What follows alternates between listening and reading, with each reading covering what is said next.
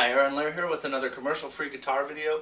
In this video I'll be talking about ways to take your intermediate level playing and advance to the next level and really learn how to begin to master guitar. When I say mastering guitar, I really mean developing your own sound and your own style, and ideally it also sounds good. Alright, I can't tell you how many times I've gone to see a band and the guitar player is just bending notes all over the place and he's landing everywhere except for in tune. Alright, this is really important. This is going to set you apart as a professional sounding guitar player. Nothing will make you sound more amateur than bending notes out of tune.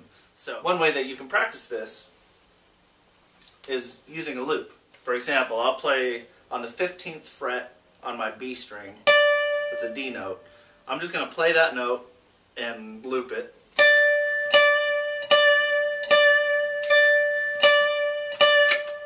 Alright.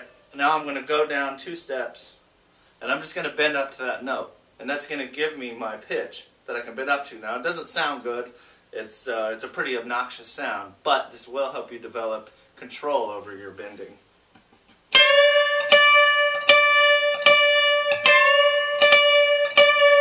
Now also practice going 3 half steps down.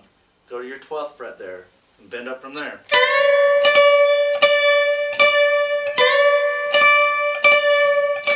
If you want to break up the monotony a little bit, you can kind of make a loop where you travel up the neck.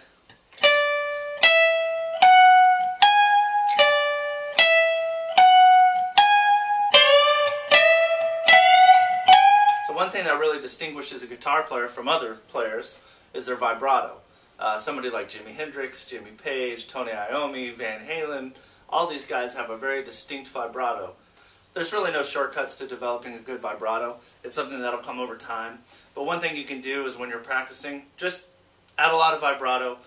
Play songs that really rely on vibrato for their sound. For example, Led Zeppelin's Heartbreaker has got this really wicked sounding vibrato. If you just play it straight, it sounds okay, but it really comes to life when you add that vibrato on that second note. So really, start to focus on that.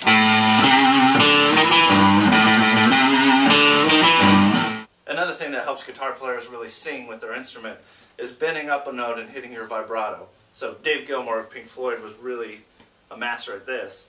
And just practice doing that.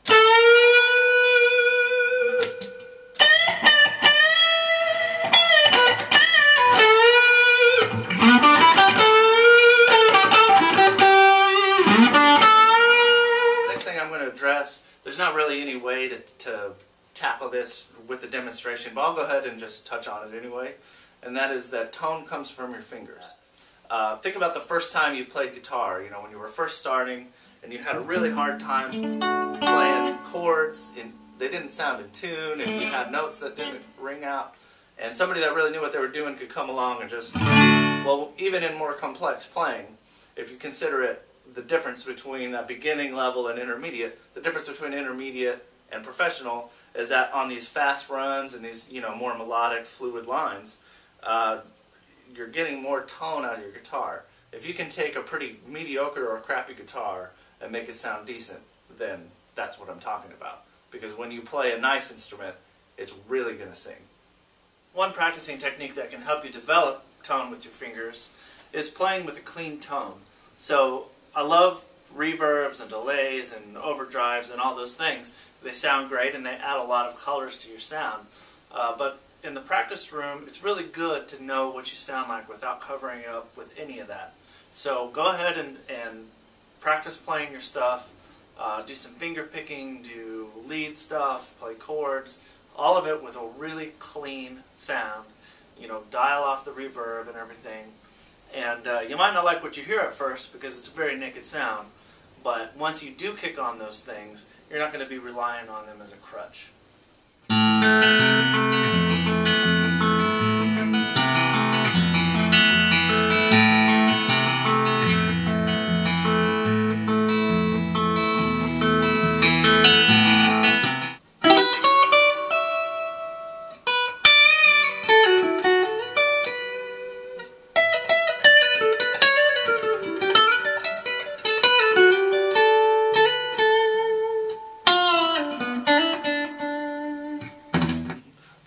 I'll go over in this video is probably the most important thing, and that is playing tastefully.